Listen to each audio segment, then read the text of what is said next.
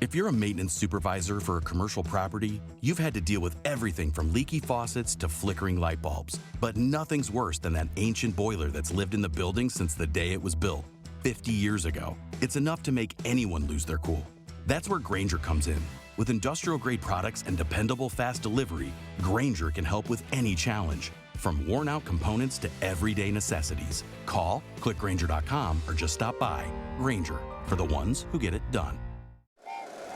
Happy holidays. Want to give your host a gift? Consider subscribing, rating, and reviewing the show this holiday season. It really helps the show grow. From all of us at Believe, have a Merry Christmas, everyone, and a happy holiday. Looking for these better days. It is Monday, December 15th. I'm Scott Seidenberg. Here's what you need to know to make today a better day.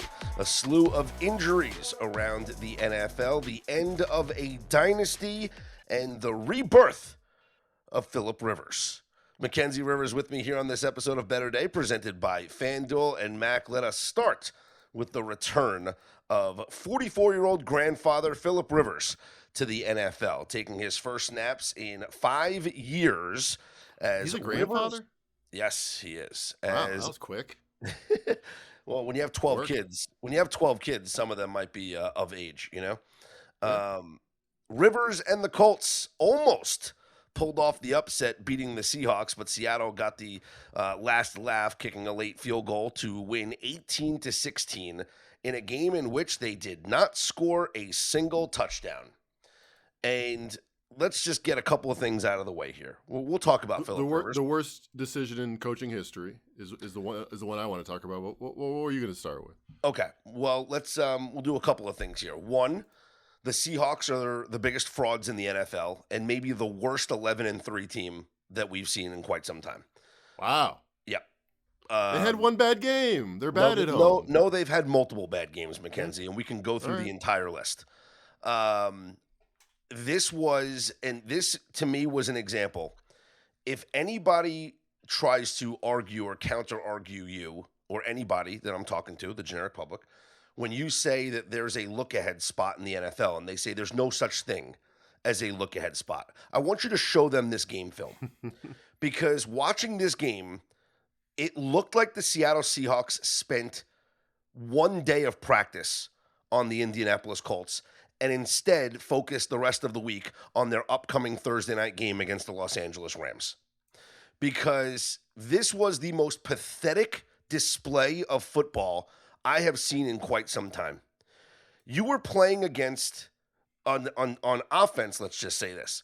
On offense, your team featuring the NFL's Offensive Player of the Year, a wide receiver that is virtually unguardable in Jackson Smith-Njigba.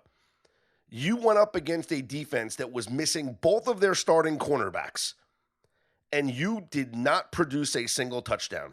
JSN wound up going over with 7 catches and 113 yards, thanks to a 39-yard catch in the fourth quarter, and he had another catch late in the game as well. But throughout the large part of that game, he was doing nothing.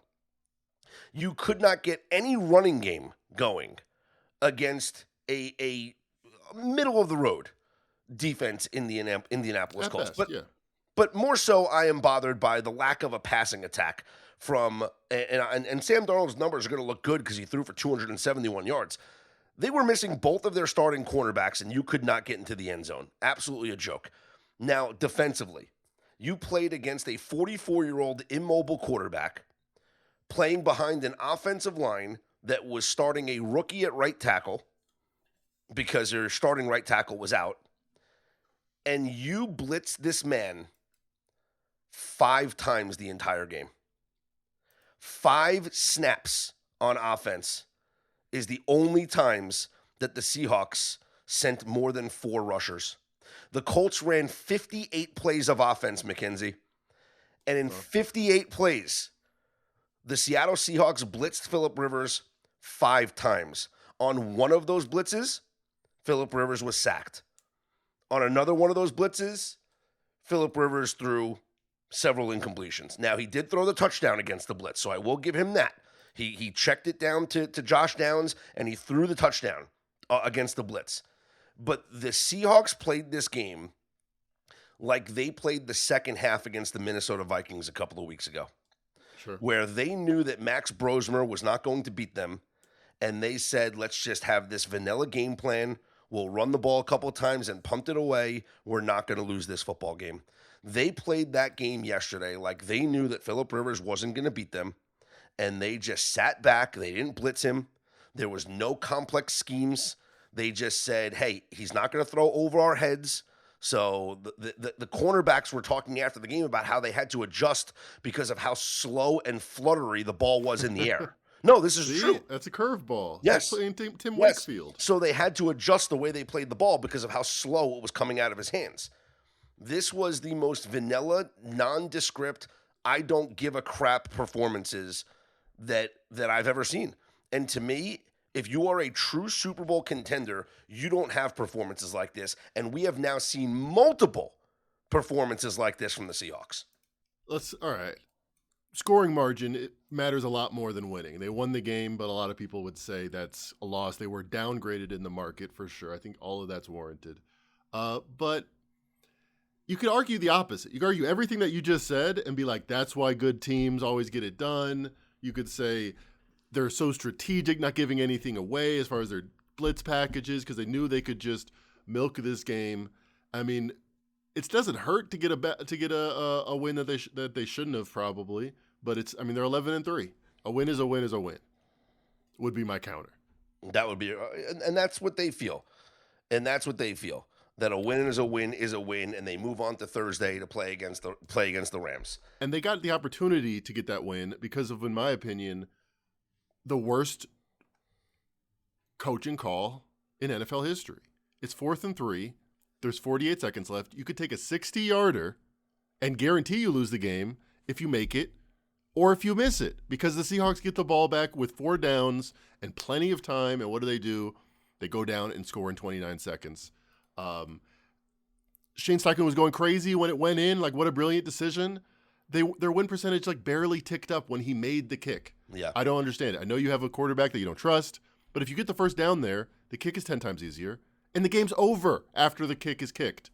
So I thought that was a mistake. I agree with you. I thought they were going to go for it there. I really did. I thought that they were going to go for it because in this world of the NFL that we live in, the field goal is almost a guarantee. Like you're not going to make it as a guarantee, but you're going to get the attempt. Like you don't need that many yards to get the attempt. And the Seahawks got the ball after the kick on their own 37-yard line, and that's it. It took them a matter of seconds. You don't have either cornerback. Exactly. You're not a good team. Just try to get the win when you can get it.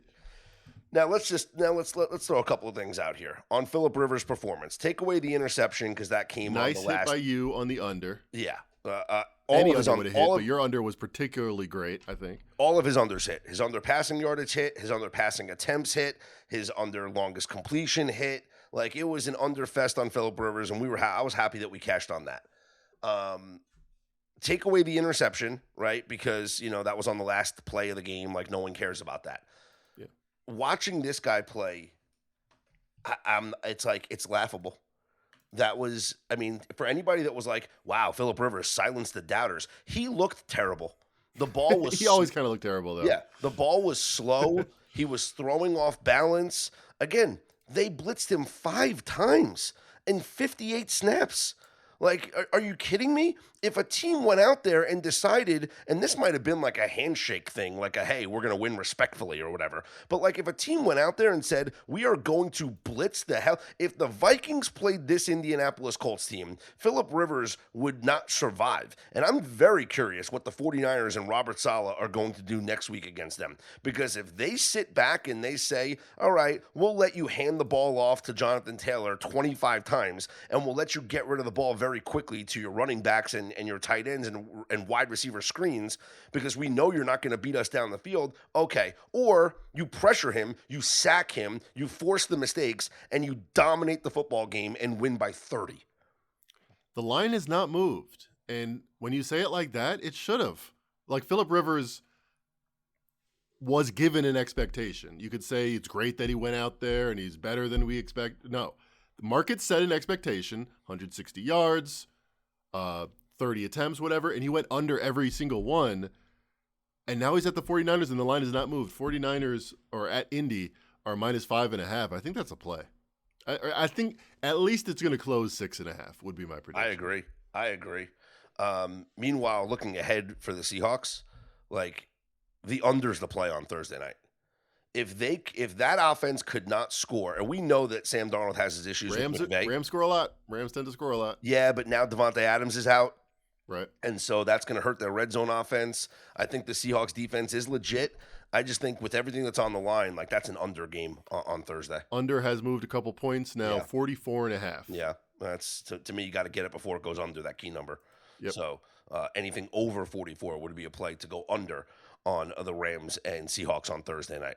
Well, let's talk about the Rams. So they beat the Lions 41-34, shootout game as we expected. It flies over the total. Matthew Stafford, 368 yards, 2 touchdowns and an interception. Jared Goff, 338 yards and 3 touchdowns. So just playing the overs on those guys was extremely profitable. Both Kyron Williams and Blake Corum went over their rushing numbers. So shout out the Trench Report, which, by the way, let me acknowledge this real quick. Trench Report. Week 5 Trench Report. Week 15 Trench Report, Mackenzie. Top 5 overall mismatches. They went 3-1 straight up in ATS with the Monday Night Football game pending. The top who do we have in that? Who does it have in that? That's the Steelers. All right, the top 3 closest not mismatches, top 3 closest matchups where you take the dogs, like with the points, 2-1 ATS and 2 outright winners. Okay, pretty good for 3 dogs. Actually, wait, no, was it? Yes, okay. And the one that didn't cover, by the way, was the Titans and 49ers. They lost by 13, and the spread was 12.5. And the 49ers could have shopped around. You could have found a rogue 13. Sure, you could have pushed on the 13 if you had it. And also the 49ers kicked the field goal for the cover play late in the game. So, could have been different, whatever. How about the top 5 rushing mismatches, which another dominant week this week. Ravens, both Derrick Henry and Keaton Mitchell go over. Commanders, both Bill Krosky Merritt and Mariota go over. Rams, both Kyron Williams and Blake Corum go over. Bills, both Josh Allen and James Cook go over. And then it's an 8-0 trend. And then the Vikings, Aaron Jones did not go over. So, but that's okay. We got to tally these up because every week you're like, yep, running backs went 5-0, running backs went 4-1. It's amazing. It's got to be on a 15-3 streak. It's amazing. It's amazing. Trench Report for the win. Trench Report for the win. Available every single Wednesday to Better Day Insider and Premium members. Sign up now. Get a free day 3 trial. Rock and roll. Here we go. Okay. Rams beat the Lions 41-34.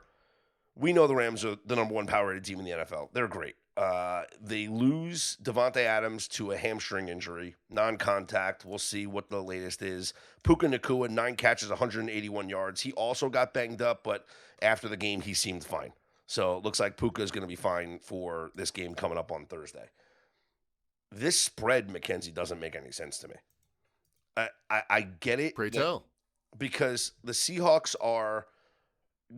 this line is telling us that the Seahawks and Rams are even teams. Oh, it moved. Oh, wow. The Rams are road favorites. I take that back. So this line moved and this line moved. This was Seahawks -1.5. This line moved. The early look ahead was Seahawks 1.5, and I mean, I guess at this point we got to say the Seahawks don't have the home field advantage they used to. Yeah. So yeah, that does say they're about even teams. Well, Mackenzie, I was on VSiN last night doing my live bet Sunday show, and this was Seahawks -1.5. And so the line didn't make sense to the market either. Yeah, I wonder if the positive Nacua news might have been the reason why it changed, because Nacua leaves the game and then comes back, and then maybe people are thinking, oh, no Devontae Adams or Puka Nacua. Like, yeah, let's go Seahawks -1.5. No, yeah, it makes a lot of sense now that the Rams are 1.5 point favorites. And the Rams are the play. Well, like I said, the under is the play, but 44.5, and yeah. Sean McVay said Adams unlikely to play Thursday, but wouldn't rule it out. So that's good that he's probably going to be back for their stretch. Yeah. Matthew Stafford now definitive MVP favorite after the Patriots lose and the Rams win -300. Yeah, I kind of like your side. I think the Seahawks are a little fraudulent. Rams are +350 to win the Super Bowl. The Seahawks are the second favorite at +750. That makes no Wow. sense. That's a huge gap That makes no sense. How are the Seahawks the second favorite to win the Super Bowl? because there's no good teams. The Bills are going to have to play 3 road games, and they might not even Yeah, be good. I get it because if they win on Thursday, they're the number 1 seed, right? So that's why, like it could play out that way. And if they're the number 1 seed, obviously you like them at home, you like them with the bye. But when they have to be the 5 seed in the playoffs and maybe even the 6 seed if the 49ers beat them the last game of the season. Yep. So there's a chance that Seattle might not, they might be the 7 seed if we're being honest. Like they could. The Seahawks could lose this game to the Rams on Thursday, and then they beat the Panthers and then lose to the 49ers. So they finished the year at 12. They're going to be a dog in 2 of those games. They finished the year at 12-5, right? Well, the 49ers are going to be, probably better than that, right? If Well, you just said by definition they would have beaten the Seahawks. I think they're going to be the Colts next week on Monday night. And then 5.5 point favorites. And then Bears, I feel great about. Okay, well, even if they lose one of those games, by beating the Seahawks, you have the tiebreaker over the Seahawks. So your 12-5 is better than the Seahawks 12-5. Yeah. Right. So, and then there's the Packers who are 9-4. Is Sam Darnold going to lose in the first round of the playoffs again? Yes. Now think about this. Now the Packers who are 9-4 after their loss, right? If the Packers win 2 of their next 3 games, right? Like, They're I guess currently road favorites at Chicago next well, week. they'd have to win out, I guess, because if they only win 2 games, then that tie is going to actually wind up hurting them because they'll be 11-4-1. So they need to win out and be 12-4-1. So if they win out and they're 12-4-1, guess what? The Packers are maybe even the division champs, but the Seahawks are the 7th the seed. Packers are going to be division champs. Like, even if they have a worse record than the Seahawks, they'd be seated above them. Yes. They'd be division champs. But I'm saying, and then it's the Bears who, Or the Lions, yeah. like the Bears could lose out. If the Bears lose out, then there'd be, The Bears could be out of the playoffs before Week 18. I was working with the NFL playoff machine. Sir, if everybody wins and they lose both their games, it might not even matter. Wow. Week 18 for the Bears. It's crazy. And then what the Lions? There's a lot of good teams in the NFC. And then the Lions get in, right? Yeah. Yeah, that's crazy. Bottom line is, Seahawks are going to lose to anybody they play in the first round of the playoffs. Paper Tigers, they are flawed. We are going to bet against them many, many times for the remainder of this season. Let's talk about the big injuries. Okay, we mentioned Devontae Adams goes down with the hamstring. That was nothing. Micah Parsons. You're going to start with Parsons. I'm going to start with Parsons because we're talking playoff teams. And we're talking. There's a few listeners right now driving in their car, getting up this morning. They were on a plane last night. They didn't really follow the news. They don't know what's going on. But we're talking about Micah Parsons. Yeah, because we're starting with playoff teams, Mackenzie. We're talking about here you go. playoffs. There you go. That's important. Talking about the playoffs. Okay, Micah Parsons might be done for the season with a torn ACL. We don't have confirmation on that, but it looks like to be that case. Matt LaFleur after the game said it doesn't look good. Packers lose to the Broncos 34-26. So the market, which had the Packers as the road favorite in Denver, I think rude awakening here for maybe the power rating on the Denver Broncos. Yeah, I got this one wrong. Bo Nix looks legitimate. And I was looking through his game log, and he really had no big wins where they scored a lot of points and it was against a good team. Now they do. And I know it wasn't a standalone game, but it felt like that in the afternoon. Just a big stage. I feel like Bo Nix is better than I thought. The Broncos are good. They're now 12-2. They're the 1 seed in the AFC. They're undefeated at home. What's the challenge right now for them? Like, who are we listing them as underdogs against at home in the playoffs? I think they'd be Bills. Yeah, the Bills would be the question, and I still think they'd be favored. It wouldn't be 2. I think it'd be 1.5, but because Josh Allen is just going to be favored or going to get the nod. Everything else being equal. But yeah, I don't think they're worried about the Patriots. I don't think they're worried about a lot of teams in the AFC. That's what I'm saying. Give me they're the number 1 seed. They're the home team throughout the playoffs here, right? Who is going to be favored in Denver? I think Buffalo is the only team that would be favored in Denver. Talk about a big gap in the conference championship odds. Broncos plus 290, Bills 4-1. Again, a lot of that has to do with the fact that the Broncos are in position to have the bye and be the 1 seed. So, yep. And the fact that they're undefeated at home. Okay, let's talk about the streak ending, Mackenzie. Yep, let's talk about it. All good streaks have to come to an end, and this streak is done now. That's right. The Oklahoma City lose after winning 16 straight. No, okay. Well, that did happen on Saturday. But we are now about to make it the first NFL playoffs since 1998 that will not feature Tom Brady, Peyton Manning, or Patrick Mahomes. The Kansas City Chiefs will miss the playoffs. Man, that's when I started watching football. I remember Manning. I'm like, that guy's not that good. What is he, a rookie? Oh, there are people listening right now that weren't alive in '98. You know how crazy that is? That's not true. Of course it's true. Of course it's true. I know. Bro, there's like kids, there's like kids on my softball team that were born in like 2002, 2003, and I was like, "Are you kidding me? It's ridiculous." Let's take a look at this. Chiefs lose to the Chargers.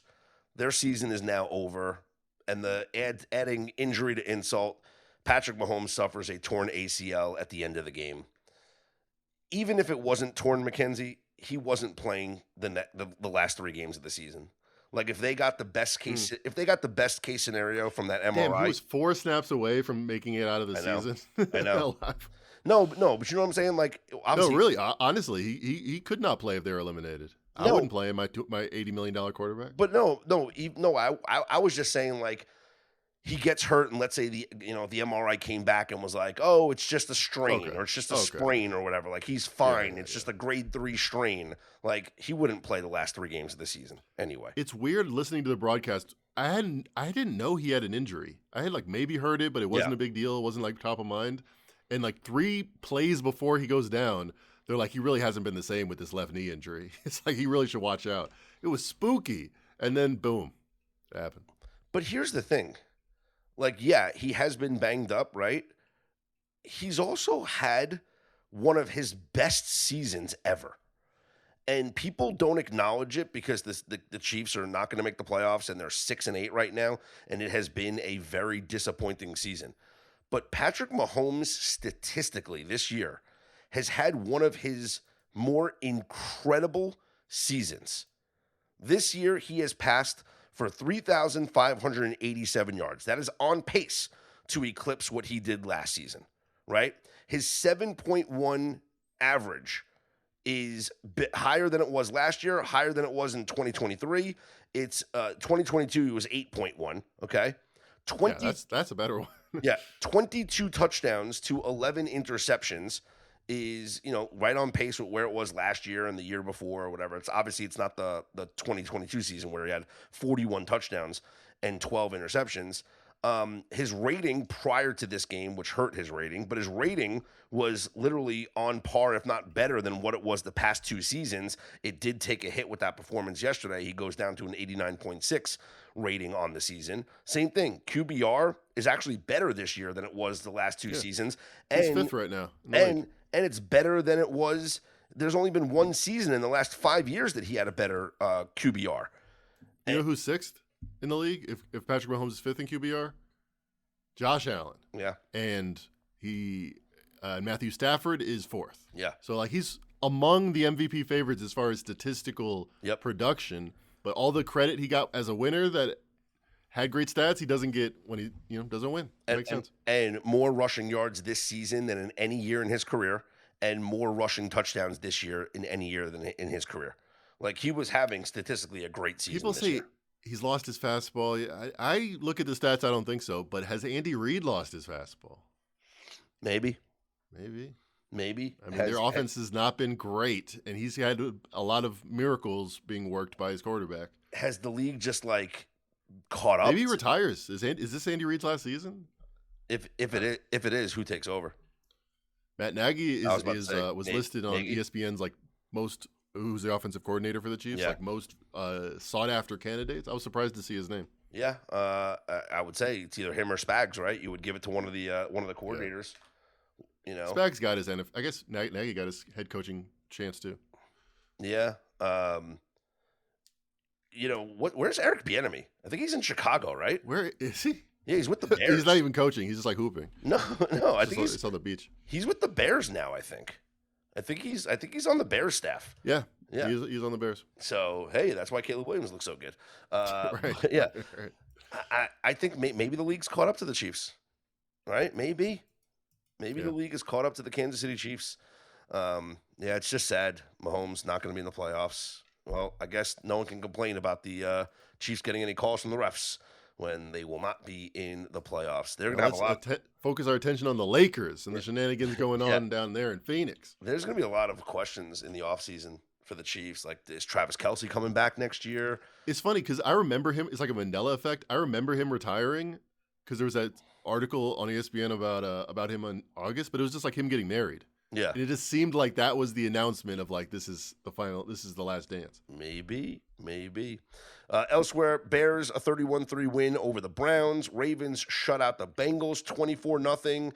The Bills, the 35-31 come from behind win over the Patriots. I mean, what a game that was to watch. Like, and Josh Allen, he definitely improved his MVP case with that performance. Patriots are good, Mackenzie. Like, I still think too bad Drake May isn't. Yeah, he's allowed. One game. It's one game. I mean, he did rush for 2 touchdowns. You know, but I could have ran for one of those. I think that the Patriots are definitely underrated as a team, and I'm the first one to admit I underrated them a bit. But they just lost. What did I watch the same game that you did? Yeah, but they had to lead the whole game. Like they played really well in that game. But the difference is Josh Allen and Drake May's just not there yet, right? Like the team is great. The defense plays well. The offensive line plays well. They have a good rushing attack, right? And their head coach is the best in the NFL, maybe.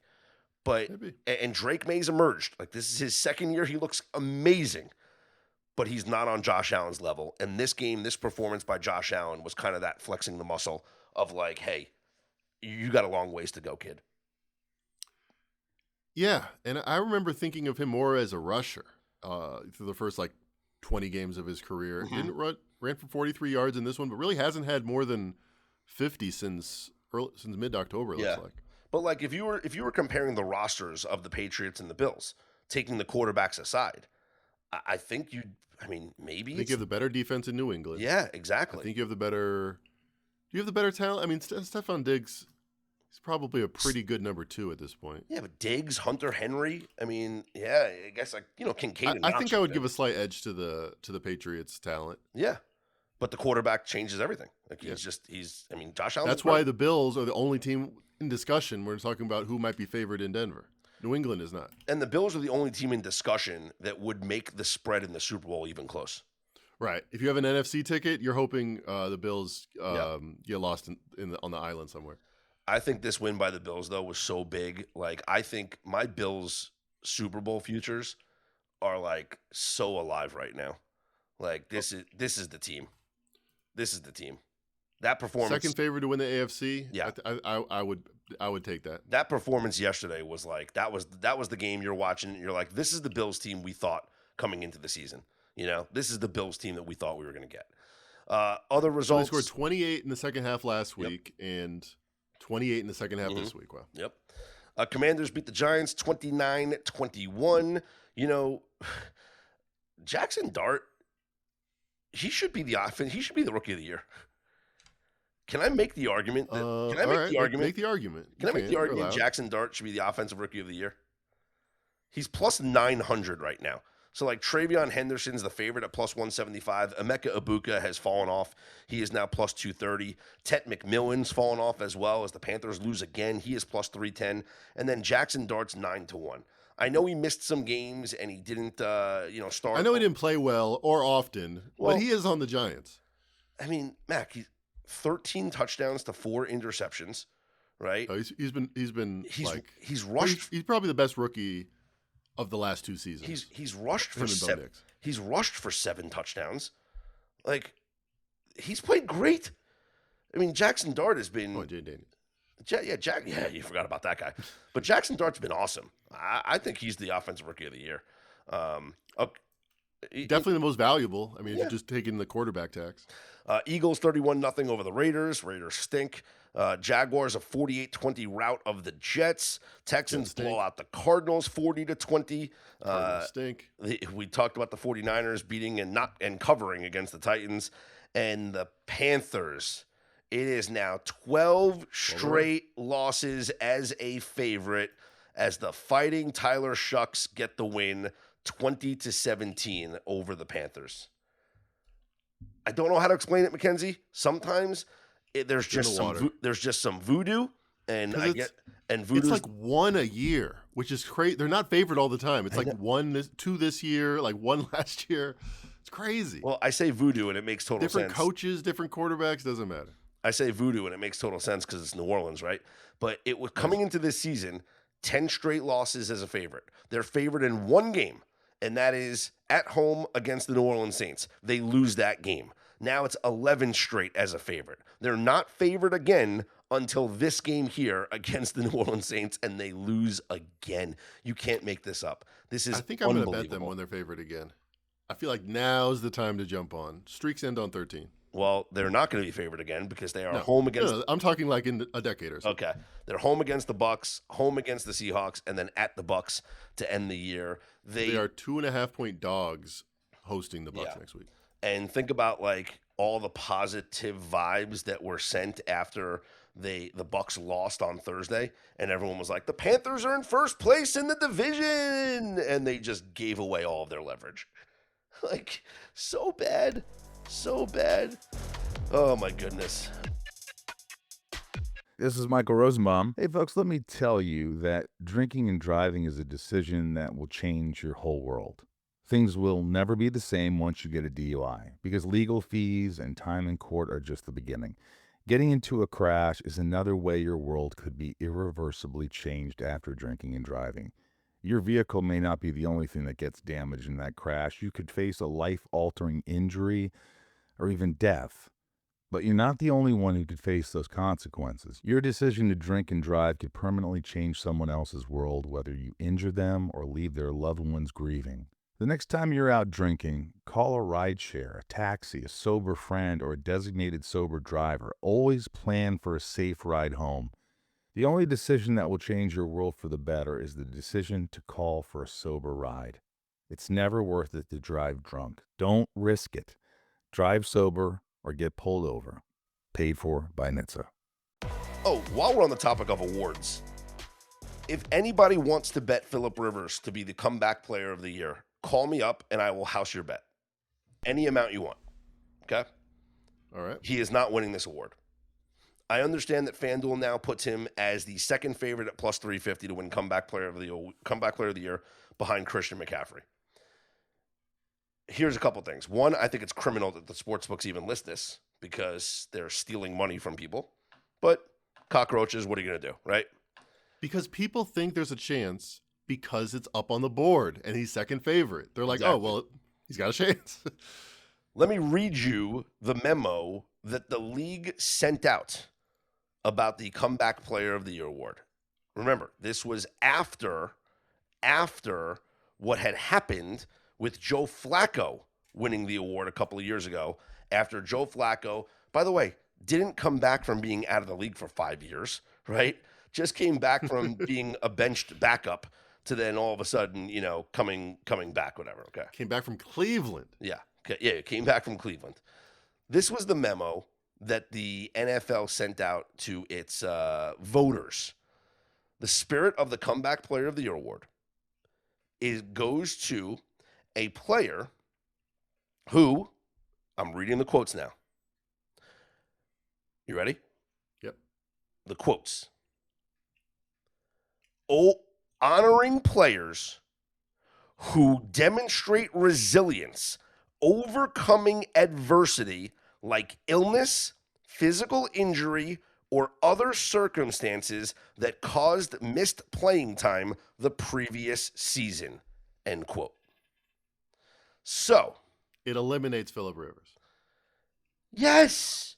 Yes, it does. Nothing was keeping him from playing other than that he didn't want to play last year. Voluntary retirement and being a semifinalist for the Hall of Fame is not a circumstance that kept you from playing last year. This is the most absurd thing ever. And you know something? If there is a voter out there that votes for Phillip Rivers to be the comeback player of the year, they should have their vote removed. Yep, it's a litmus test. Oh, so you didn't read the memo. So you didn't don't read care about the spirit of the award. So you didn't read the memo, and you are a moron. Both have to be true. And yes, and you remind me of that AP college football voter that actually went on TV and defended her votes when she clearly didn't watch the games and thought that Miami had won their football game. And we remember like the first AP poll came out, and there was like one voter. I don't know if you remember the story. What happened? She was like, "They won the game," and they're like, "No, they literally did not win the game." No, like there was literally a voter that in the AP poll, right? Like voted like just had the most absurd rankings. And then they interviewed like this female reporter, right? And her answer was the most absurd answer like ever. That like she got the thing wrong. Like she literally like got like she didn't know who won.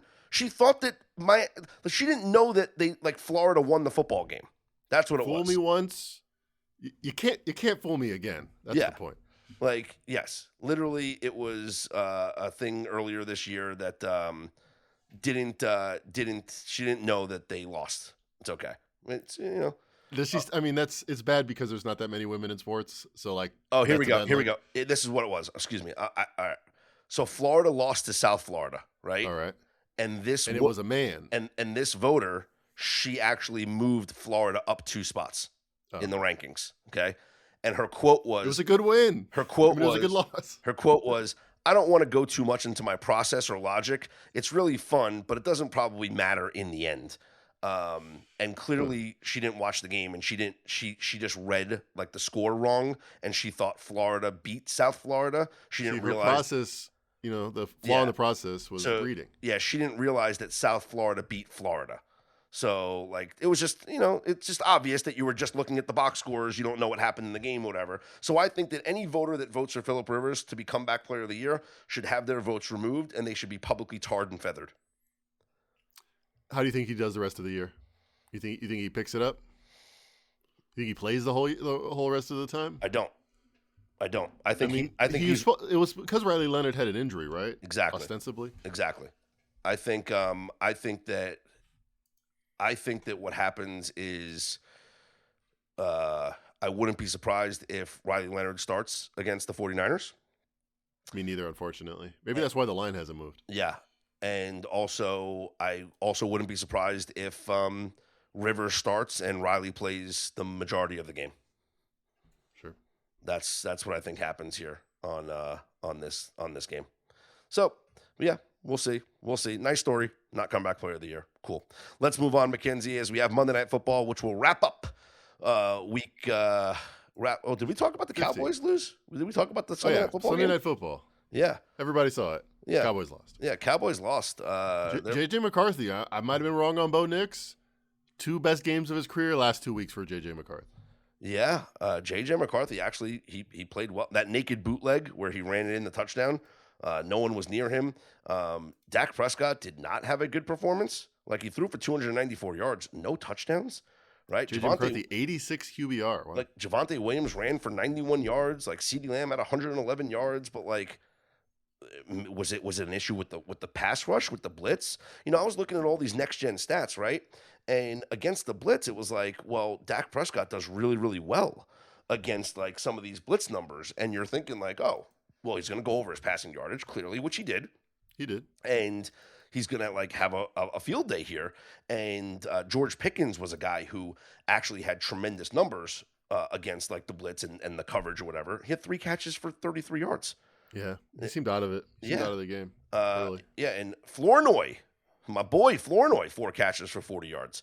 The Cowboys scored 26. They were supposed to score 28. They missed 2 field goals. Defense let them down. I think the story is the Cowboys' defense remaining one of the worst in the league, despite what we thought. Oh, they have an uptick because they got Quinn Williams. Yeah.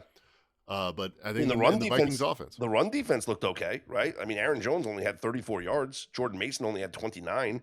So, we talked about how the run defense improved with Quinn and Williams, but the pass defense, I guess, Trayvon Diggs was out, right? So that hurt their pass defense a bit. But, like, it's just I can't – I mean, you want to talk about changes that need to happen. I can't imagine Matty Eberflus is there again next year. Probably not. I mean, if you would have just randomly said how good is the Cowboys defense before week 1, you wouldn't have said 30th. Yeah. So, yeah, they're bad. Okay, Monday Night Football. We'll wrap up week number 15 in the NFL tonight, and it is the Pittsburgh Steelers hosting the Miami Dolphins. It is on schedule to be, Mackenzie, I think the coldest game in Pittsburgh in 4 or 5 years, maybe more than that. They actually had a bulletin on the news. Those that were born in Hawaii need not attend outdoor events during this weather caution. So the stats are all out there. Tua's never won a game in below 40 degrees. Okay, he's like 0-6 in below 40 degrees. This is not 40 degrees. This is like in the teens as to what it's going to be, and the wind chill is going to make it look even colder. The only comparison I can give you is that we had 2 games today that were frigid temperatures. We had the Bears, a 31-3 win over the Browns. That game went under. And we had the other temperature. What was the other? The Ravens game was cold, right? The Ravens and Bengals. That's right. 24-0 under.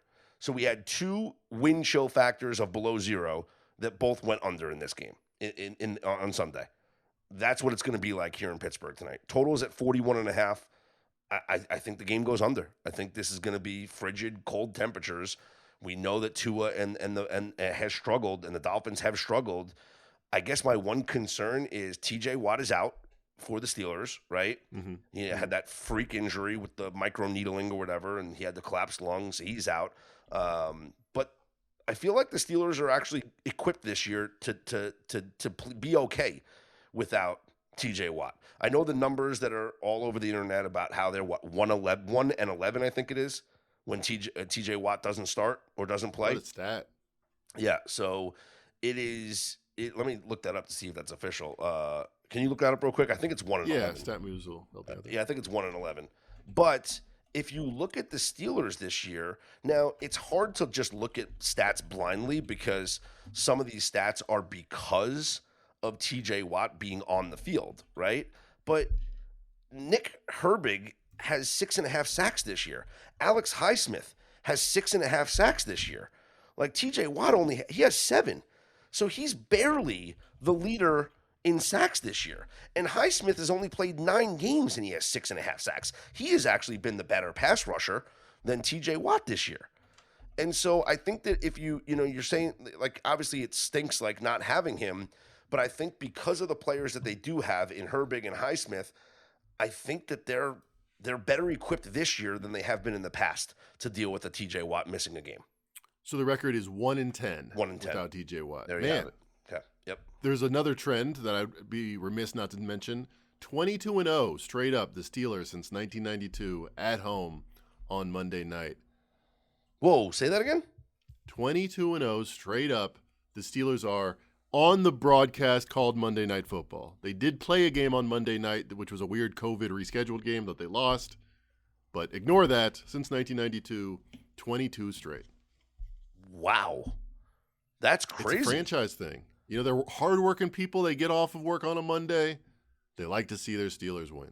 So we got a 22-0 and a 1-10. I like the 22-0, but the 1-10 does give me pause. That's a crazy stat. By the way, when I was searching this, StatMuse, great resource. You can just say it in English. I said Steelers record without J.J. Watt, and they just gave me every the computer's just like, oh, let me just look at all the games without J.J. Watt, every game in Steelers history. Awesome. Here's another trend, and I'm going to shout out Mitch Moss had this on VSiN, and I looked it up, and it's just unbelievable. I couldn't believe it. The year is 2025, Mackenzie. Do you believe that? It is. Yeah. I heard that. Okay. The year is 2025. I'm going to give you one guess. Do you know the record of teams this season, in the game following playing against the New York Jets? Now, there's a couple of things like... I can't even think of any examples. there's a couple of things in the past that has been like this, where it's like, oh, the game after playing the Ravens. Falcons won, so that's a clue. I'm going to say it's good. Let me see. They've played about 14 games or 13 games. Let's say it's 11-2. Teams after playing the Jets this season are 1-11 ATS. I was close, but I was way off. Now, like I said, there's been trends like this in the past, right? Where it's like teams after playing the Ravens or after playing. Think about it. There's 32 chances for this trend to pop up every year. Yeah, or like after playing the Lions and because Dan Campbell and they play physical. Like, they're tough. Do you think like Aaron Glenn is playing a physical brand of football that he's wearing out teams to the point where the following week they stink? Or is it just because like the teams are they just don't care and they have like a laxed attitude against the Jets, and then all of a sudden that carries into preparation for the following week? What is it, Mackenzie? Why are teams after playing the Jets this year 3-9 straight up and 1-11 ATS? And Shanahan and the 49ers had this for a while. I think it's random. I think there's nothing here. I mean, are they that lackadaisical that they just forget how to play football the next week? It's unbelievable. It is. So that is the worst ATS record for a previous opponent. You know what the second worst ATS record is for a previous opponent? If it's the Lions, I'll be impressed. No, it is the Broncos. Teams after playing the that's a physical Broncos team. this year are 2-11 ATS. So after you play the Broncos, you are 2-11 ATS. After playing the Jets, you are 1-11 ATS. The best record in the NFL. After you play the Jacksonville Jaguars. Who's the softest, most pansy team? It's the Jaguars. The Jaguars? It is the Jaguars. After you play the Jaguars, you are 11-2 ATS. After you play the Packers, you are 10-3 ATS. After you play the Panthers, you are 10-3 ATS. Woo-hoo-hoo. Some soft teams. Wow. That's incredible. That's incredible. So I think we just got to fade the Dolphins tonight. Hey, two versus 1, 2 trends, 22-0 and 11-2 or 11-1 versus 1-10. Yeah. Let's go. All right. You want to build the same game parlay? Yeah, I got a few ideas. Okay. I also like the under. I also like the Steelers. Okay. So leg number 1, Pittsburgh Steelers -3. Leg number 2, under 41.5. Go ahead. What's your leg number 3? So let's see. 193.5. Tua under. You want Tua under 193.5? I was actually thinking of Tua over. Like they're going to be down. The Steelers are not good. I love this because it's anti-correlated. So and it's so anti-correlated. Yeah. But like the last time he went to Green Bay and it was 2 degrees weather, they lost. But I think he went over. Yeah, he threw for like 300 yards, right? Yeah. Let me look that up. No, I remember that. I remember he threw for like 300 yards. Yeah, it was 30-17, so the Packers covered, and Tua threw for 365. Yeah, I remember that. So let's do it. Let's go over. Over 192.5. Our 3-leg same-game parlay base right now, Steelers -3, under 41.5, Tua over 192.5 passing yards, up on FanDuel, plus 587. Nice. Now we get to leg number 4, and I feel like it has to be another Dolphins over. How about he's got to throw to somebody if he's getting 365 yards. But that's going to be too correlated. How about we do Achan's back? Yeah, I was about to say, how about we do Devon Achan over rushing yards? Let's see what the number is. Oh, dude, because I mean, if they have like Mackenzie, are you ready? 80.5. That's a huge number. If they Mackenzie, are you ready for that this? much offense? Are you ready? I'm ready. Are you ready for this? I don't think you're ready for this. I do not think you're ready for this. Born ready. I don't think you're ready for this. I don't think you're ready for this, Jelly. If we throw in our base 3-leg same-game parlay, Steelers -3, under 41.5, Tua over 192.5 passing yards, and we add in Devon Achan over 79.5 rushing yards, our 4-leg same-game parlay on the FanDuel Sportsbook is plus 1910. Wow, it quadrupled. Yes. They're like, these things cannot happen. Yes. But they totally could.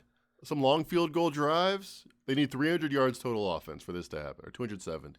Now, I wonder if we're better off Maybe let me see what it is. So it's a high number for Achane. Well, didn't this guy just come back from an injury? I know he's good. Let's look at maybe the combo yards is a little easier to attain, right? Right. We can double dip on some. That's plays. what I'm saying. So let's do over 111.5 rushing and receiving yards plus 1489. I like that better. I like that better. I like that better too, because we're still getting 15-1, but it's also doable because we don't need him to run for 80 yards. Like let him get all the 111 receiving, right? And that helps out Tua. Exactly. Or at least 80 of it. Exactly. Yeah. And that helps out Tua, and then it helps us out with the combo yards. So, okay. 4-leg same game parlay, courtesy of the FanDuel Sportsbook for Monday Night Football, Steelers and the Dolphins. Steelers -3, under 41.5. Tua over 192.5 passing yards. Devon Achane over 111.5 rushing plus receiving yards plus 1489.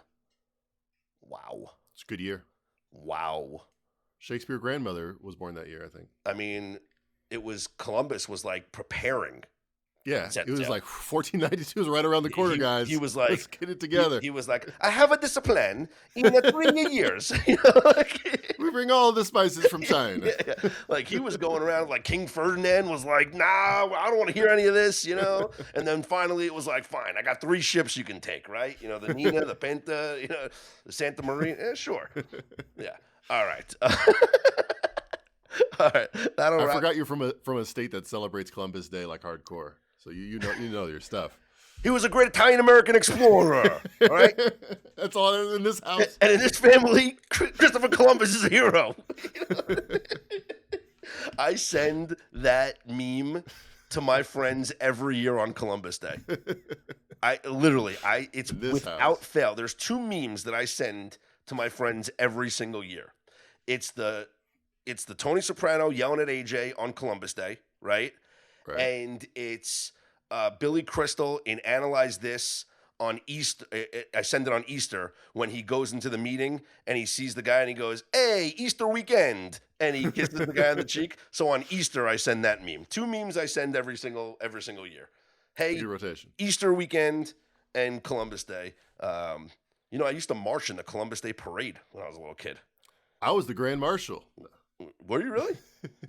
No. That's what the Republican candidate said on to every question. He was like, "I was the Grand Marshal of the Thanksgiving parade." My like soccer organization back in Brooklyn used to march in the Columbus Day parade all the time.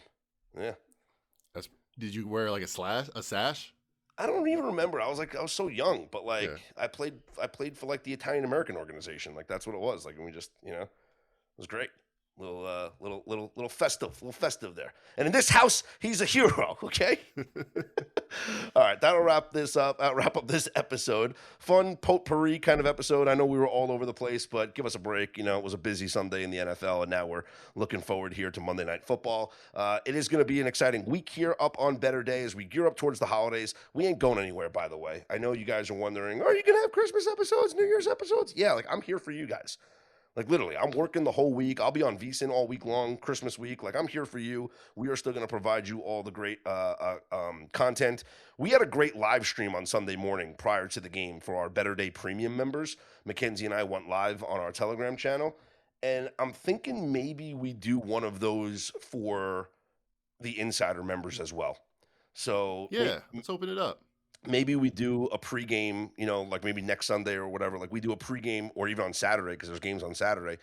Maybe we do a live stream on the regular Better Day Picks Telegram channel, so people can get involved and also kind of see what we do offer for our premium members that you don't have access to as an insider, like the live bets.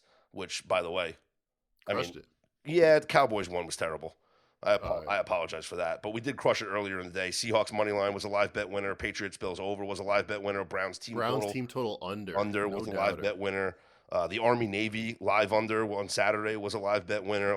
So things have been going well with the live bets. So my favorite part of the call this morning was that we talked through a bet that ended up turning a loser into a winner. You can't have better content than that. Yeah, shout out. We were asked. Yeah. Who was it? It might have been Anthony. I think was was one of our members that asked the question.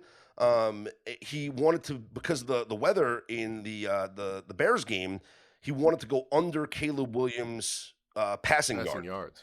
And we talked through it. We looked at some things, and we looked at his performances in cold weather.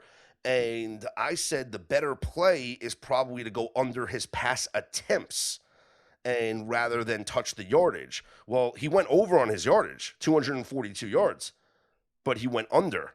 Did we say under completions or attempts?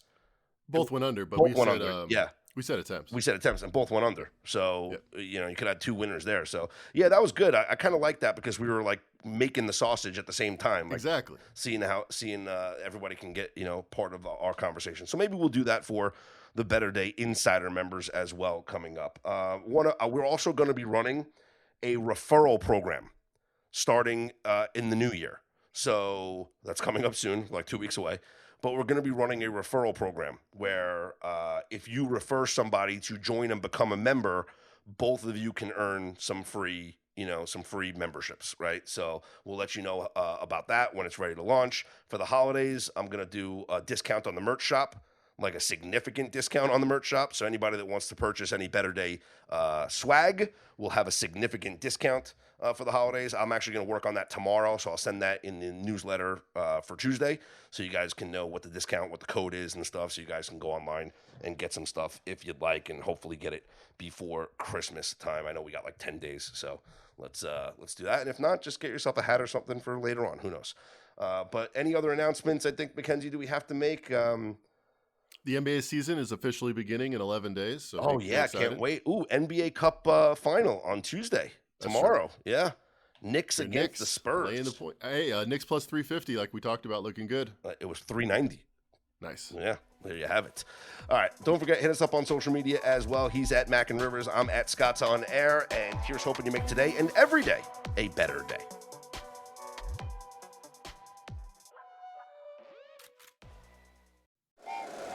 Happy holidays. Want to give your host a gift?